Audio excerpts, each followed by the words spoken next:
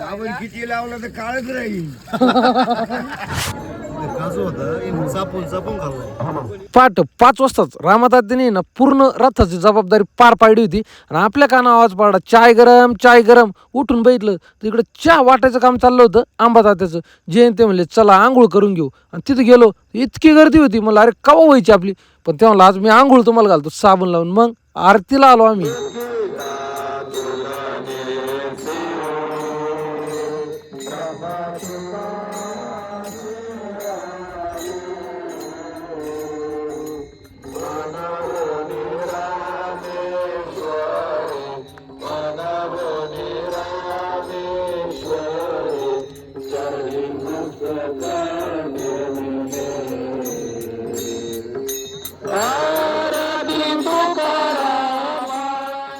आरतीनंतर लगेच प्रस्थान झालं. म्हणले चला पटापटा पटापटा. सिक्युरिटी म्हणले चला मी थांबत इथं, तर हळूहळू हळूहळू निघा पुढं.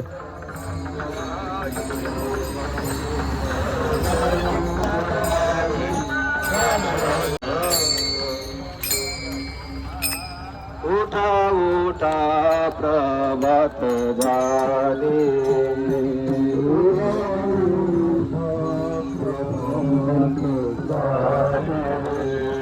चिंता श्री विठ्ठल माऊली, चिंता श्री विठ्ठल माऊली, दिना जनाची.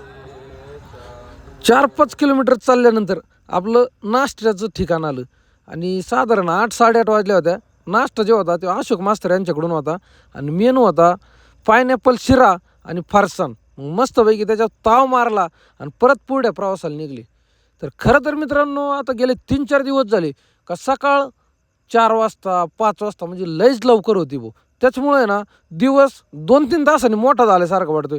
मला काय वाटतं जर आपण आपल्या रोजच्या रुटीनमध्ये जर रोज एवढं लवकर उठलं तर लय कामं वाढते बरं का पटापटा.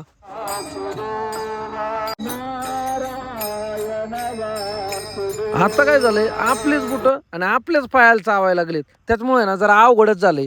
हळूहळू हळूहळू करीत आपण चाललो होतो पुढं. इकडे ट्रॅफिक बी वाढत चालली होती कारण आता सिंगल पदरी रस्ता आहे. हे करडेले मामा, इकडे राहुल आबा आणि इकडं अशोक भाऊ, हे तिघ जण आता आपल्या सिक्युरिटीचं काम करतात. चौथे तेच ना निलेश भाऊ, ते मागं येतं म्हणजे मागच्या बाजूला रथाच्या त्यांचं संरक्षण करायचं काम चालू आहे. आता आपलं जे दुपारचं जेवण होतं ना ते होतं मांगी या गावात आणि तिथल्या त्या MSCBच्या ऑफिसच्या जवळ. आणि मेनू होता मेदगं, भाकर, मिठावाडा, ठेचा आणि लोणचं. मग खाऊन म्हणलं ताटली ज्याची त्यांनी धुवायची बरं का, असा नियम आहे. मग स्वच्छ धुवून ठेवली का नाही बघायला माणूस ठेवलाय. 2 तास आराम केल्यानंतर MSCBच्या त्या साहेबांनी दिंडी मंडळाचा सत्कार केला आणि आपल्या मंडळाने पण त्यांचे आभार मानले का आम्हाला इथं तुम्ही थांबवून दिलं. मग परत एकदा भजन म्हणत निघालो. पण आपले पाय आणि बुट यांचं काही जुळाना. त्याच्यामुळे आपण परत एकदा मागं पडलो आणि इथं करमाळ्याची देवी पण आलती पण आपण जाऊ शकत नव्हतं कारण पाय गळून पडायच्या स्थितीत आलते. इकडं टँकर पाणी भरायला लागला होता आणि आपल्याला एक जोडीदार भेटला भाऊ आपल्यासारखा का जेव्हा हळूहळू हळूहळू चलन. तेव्हा बी मला नाही चालता येणार. मी एकटाच पडलो होतो पण हळूहळू हळूहळू करीत म्हणलं जाना तो आहे त्याच्यामुळे विषय नाही, जावंच लागणार आहे. पाय पायच जायचं. रस्त्याने परत ट्रॅफिक होती त्याच्यामुळे आपण दिंडीजवळ पोहोचलोच होतो. आता एक 4:30 पावणे 5 वाजता आपण एकदम मुक्कामाच्या जवळ आलतो आणि मग काय वातावरण कसं झालंय बघा एकदम भारी.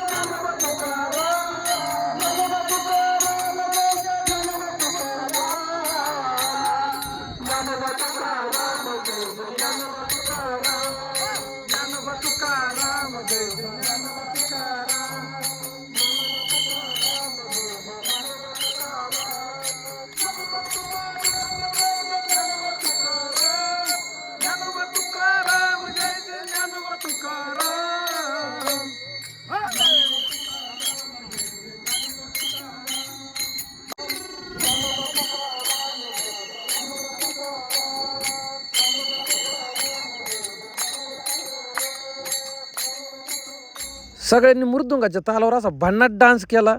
इकडं विण्याचं पूजन झालं. बुटालनं म्हणलं भाऊ लय त्रास दिलाय तुम्हाला, आता पिशीतच कोंबितो. आणि इकडं पालामध्ये आलो आणि तेवढ्यात रपा रपा रपा पाऊस सुरू झाला. त्याच्यानंतर हरिपाठ, मग मस्तपैकी परत नाच, त्याच्यानंतर प्रवचन, त्याच्यानंतर भोजन, त्याच्यानंतर भजन आणि त्याच्यानंतर आपल्याला आता व्हिडिओ बनवायचा होता. रात्रीचे वाजलेले आहेत 12:30. धन्यवाद.